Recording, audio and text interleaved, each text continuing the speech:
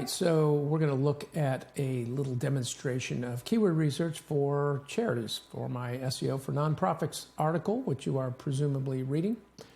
This is a tool called Ahrefs, and we are using the seed keyword music for hospice, which will drive us to find lots of other potential keywords. For this particular keyword, it gets about 30 searches per month. This is in Google, this is Google data. And the keyword difficulty, meaning how hard it would be to rank for this term, is 0, which is as easy as possible. It goes on a scale of 0 to 100. So with a score of 0, it's going to be pretty much, I could publish content that featured this term and at least get on the first page pretty quickly.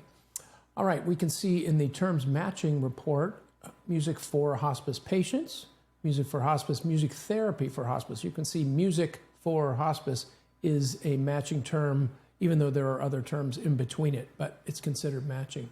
So let's look at that matching terms report and see all the different kinds of keywords that we can get.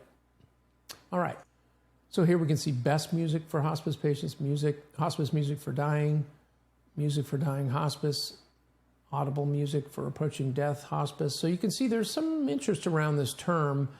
This usually means it's too small to register in their database. This is obviously not, well, maybe not obviously, but it's not keyword data that's coming from Google. They're not going to tell us this, but they do publish other types of data which we can get access to, and we can see pretty clearly the relative interest level. So if you have a term that gets 100 search volume a month and another that gets 50, even if those numbers aren't dead on accurate, you can pretty well bet that the one that gets 100 is going to be whatever, twice of that other one. So it might be 200 and the other one gets 100, something like that. All right, so we can get some more interesting terms down here.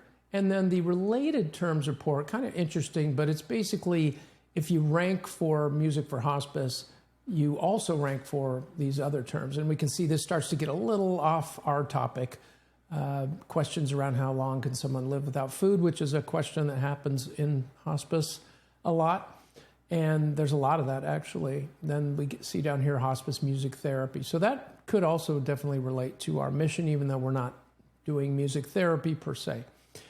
But a lot of people think of that term when they think of what we do. Now we can go out here to all terms and get a little even broader. Now this is going to get a little too broad. So let's go make sure it always includes music and hospice in here. Show the results. And then we get a list of 10 keywords, which are pretty nicely right on what we're looking for. And we can see good search volumes. We could create an article that really targets all these different keywords within the same type of content, and this traffic potential could be reasonably high. I mean, this number is actually supposed to be the traffic potential versus this search volume. This is saying the website that ranks #1 for this term gets about 60 visits a month from that term.